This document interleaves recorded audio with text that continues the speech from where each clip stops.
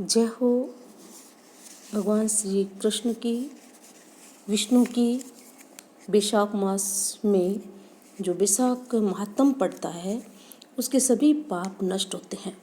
तो भक्तों, वैशाख महात्म में आज मैं 10वां अध्याय पढ़ूंगी। तो सुनिए 10वां अध्याय। बहुत ही ध्यान से और मन से सुनना, जीवन का उद्धार होता है। अगर हम वैशाख मास का महात्म सुनते हैं तो इस भवसागर से पार उतर जाते हैं। तो 10वां अध्याय। श्री शिवजी महाराज ने ब्रह्मचार्य व्रत धारण कर लिया। गंगा तट पर एक वृक्ष के नीचे तप करने लगे। दक्ष की पुत्री पतिव्रता सती ने राजा हिमालय के घर उनका मेनका के गर्भ से पार्वती के रूप में जन्म लिया तथा वहीं पर उनका पालन पोषण होने लगा।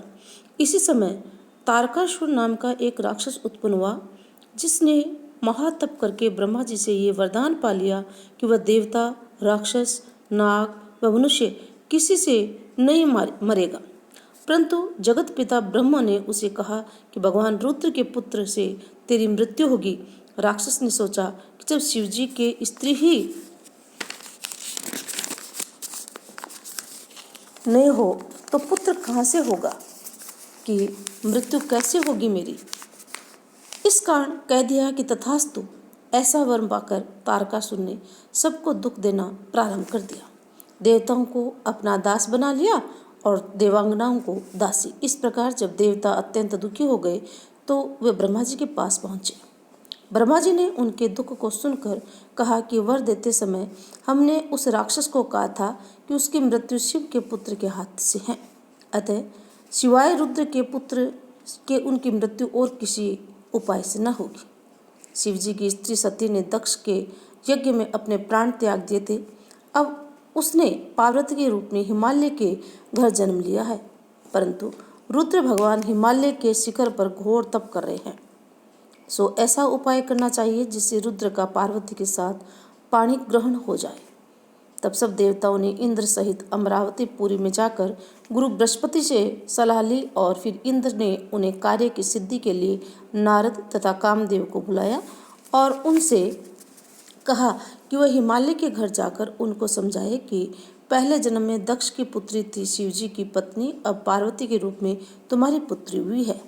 सती के वियोग में ही महादेव जी तुम्हारे शिखर पर तप कर रहे हैं, इसलिए तुम अपनी कन्या को विवाह उनसे कर दो, जिनसे वहां जाकर उनकी सेवा कर सके, वही उसके पति होंगे। इंद्र की आज्ञा पाकर नारद जी को जैसा समझाया था वैसा ही करने के लिए चले गए।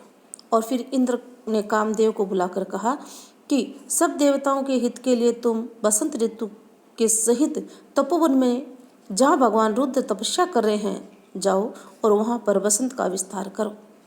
और जब पार्वती जी वहाँ पहुँच गए तब धनुष चढ़ाकर ऐसा बाण मारो कि शिव जी मोहित हो जाए। उनका संगम होने पर सब कार्य अवश्य पूरे हो जाएंगे। कामदेव ने ऐसी आज्ञा पाकर अपनी रति को साथ लेकर तपोवन में बसंत ऋतु का प्रसार किया। एक समय श्री महादेव जी के पास उनकी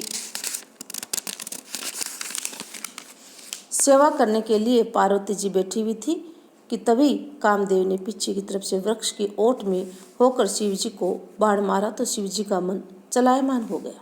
कामदेव दूसरा बाण चलाने वाले ही थे कि शिव को ये विचार उत्पन्न हुआ कि उनके मन का चंचल होने का कारण क्या है। और जब उन्होंने चारों तरफ देखा तो कामदेव दिखाई दिया।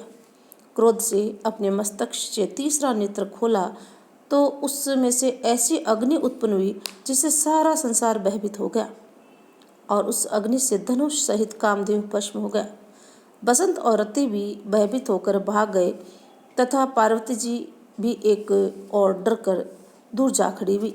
तब स्त्री को निकटता दूर करने के लिए महादेव जी भी अंतर्ध्यान हो गए और हित के सिद्ध करने वाले देवताओं का कार्य सफल न हुआ, किंतु उल्टा अनर्थ हुआ। जो कोई साधुओं से दुष्टता करता है उसके साथ ऐसा ही होता है। इसी प्रकार इक्ष्वाकु वंश का राजा भी साधुओं को अप्रिय था, क्योंकि ये भली भांति साधुओं की सेवा नहीं करता था, इसलिए उसने महान दुख भोगे और बुरी से बुरी योनि में जन्म लिया एवं 7 जन्म तक कुत्ते योनि में रहा। इसी प्रकार कामदेव ने शिवजी को अप्रिय करने से दुख उठाया। इति श्री वैशाख महात्म 10वां अध्याय समाप्त। तो भक्तों, एक बार पुनः बोले भगवान विष्णु की जय। जय जय भगवान विष्णु। तो उम्मीद करती हूँ ये महात्म आपको अच्छा लगा होगा। अगले जो है आपको जो है 11वां अध्याय आपको सुनने को मिलेगा।